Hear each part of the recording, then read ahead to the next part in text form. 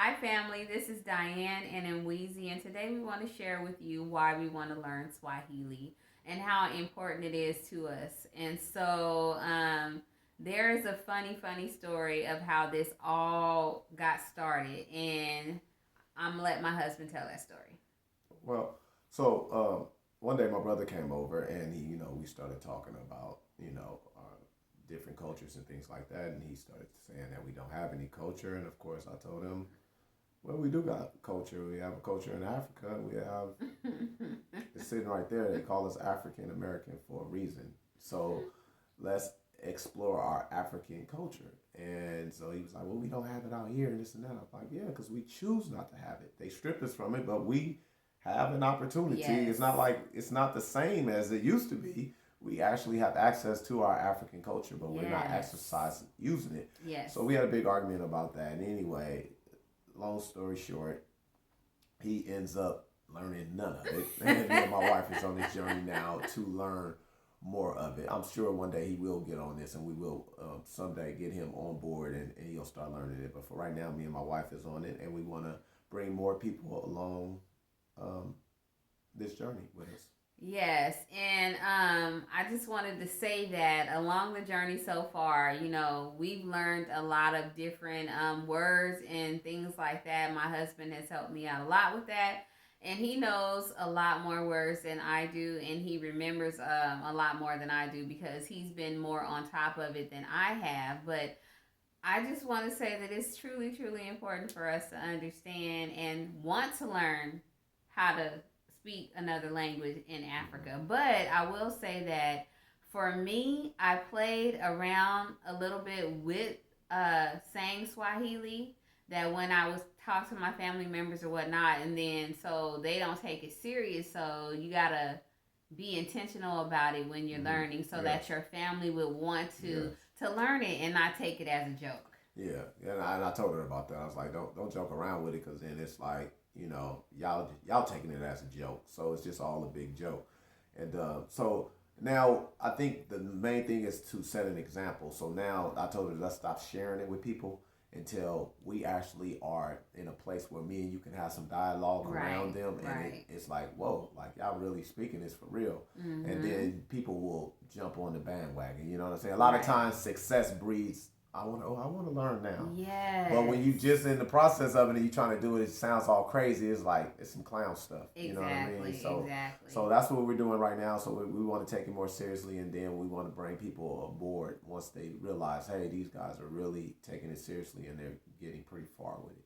Right. And another, I know a big thing for me is that, like, when we're in a grocery store or when we go somewhere, I want us to be able to speak our language Yes. just in case, we need to say something important, or if we want to talk about somebody, Mm-hmm. or just whatever it is we want to do. I just want us to have that connection like the other cultures have. Not that we want to copy them, but we would just want to be unique and be original within ourselves in our Swahili language. And so I think that that would be really fun to do within learning this language. Yeah, and you know, the funny thing about it is even just a quick story. One day I'm at work, right, and I'm learning some Swahili language, and I actually don't have my headphones, so I'm just playing it out loud. So someone that I know at work, he's like, "Hey, what language is that you're trying to learn?" I'm like, "Swahili," and he's like, "What's that?" And he don't even know that. He don't even know it's African language. So I'm like, "It's an African language," and I was like, you seen the Lion King?" And he was like, "Yeah." I'm like, "Hakuna Matata." He's like, "Yeah, I know that. No worries, right?" And I'm like, "Yeah." I said, "That's Swahili." So he didn't even know that he knew a word in Swahili. So that's how crazy it was. So then what he said is, "Why is you trying to learn that language?" I mean, like, really, that's disrespectful. I'm African. I'm black. Well, why you not trying to learn Spanish? He happens to be Mexican. Exactly. I'm not Mexican. I'm black. So I'm going to learn an African language. And see, we have to break this trend of our people wanting to learn Yes. other people's cultures Right. before our own. Right. Right. Right. So that's just something that I look at and say, man, how important it is for us to really have a language that we speak here in America. Right. And I thought that was a very funny story too, because it's like we are kind of like forced, even in a job situation.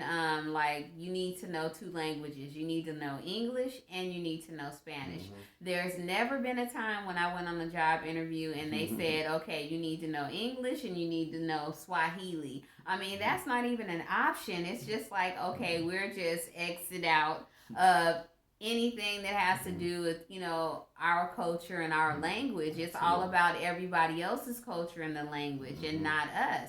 And this is not to everybody's important, but right now we just really want to focus on us.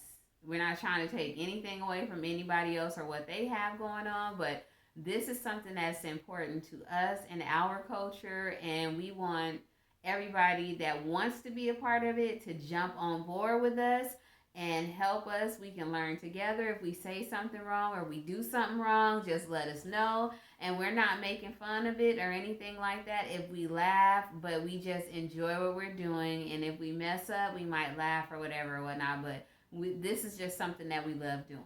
Yeah. So, I also think like a lot of times, you know, when we're out, sometimes I just want to have a conversation with somebody and I don't want anybody else to know what we're talking about. I want to keep that between me and the person I'm talking to. Yes. You know what I mean? Because a lot of times I know when we out, I hear people, they'll start talking English and all of a sudden they start talking their language. Yes. And you're like, oh, all of a sudden y'all, and they can keep it secretive and I have no idea what they're talking about, which I have no problem with. That's fine. I just want to be able to have that same luxury with my people. So y'all want to do that? I'm going to be on some Swahili stuff with my people, and that'll make us feel good. I know a lot of times, like when my wife goes to the nail shops and stuff like that, that's another thing that kind of inspired us too. Is like they're always talking their Asian language and things like that. It seemed like they clowning and taking your money and talking about you like a dog at the same time. It's like, man. Talking about your feet, we don't know what they saying about us. So if it's like a girls' day or whatever, and we want to go hang out and get our nails and stuff done like that, and then we could speak Swahili, I mean, they would be blown away because at one point, like my husband said, they could be talking whatever their language is and then switch up just like that. And we looking at each other like, why they're talking their language now? Why aren't they talking English anymore? And so it upsets me. It makes me uncomfortable because I don't feel like they should be able to do that. This is a business place. You have people from mainly people speak English. So speak English.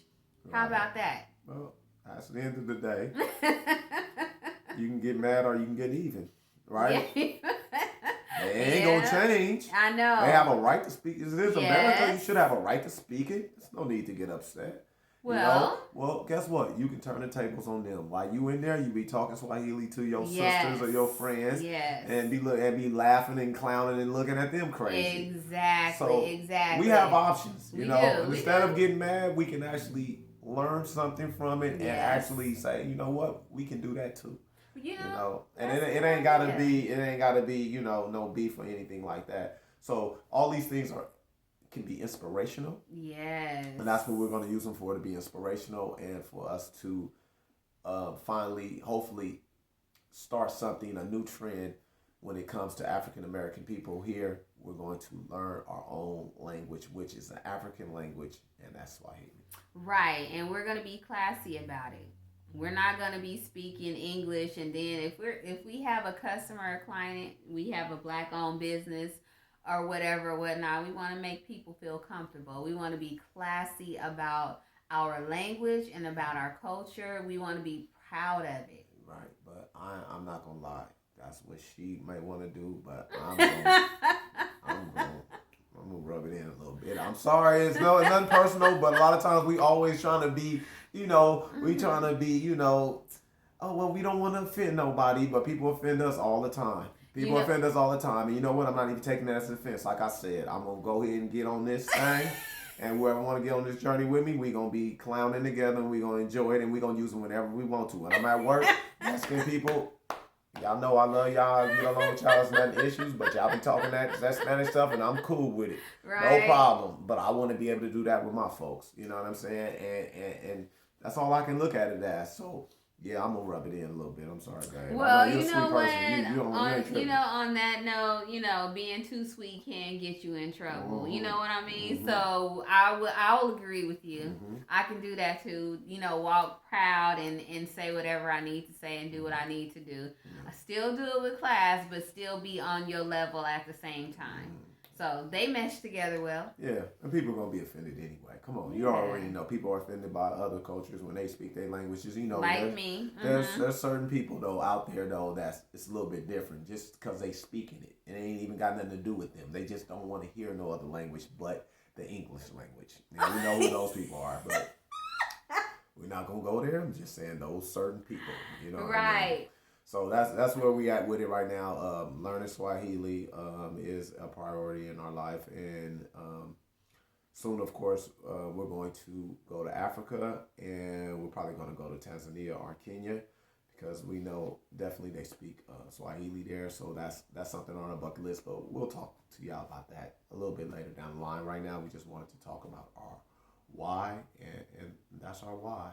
Anything else, man?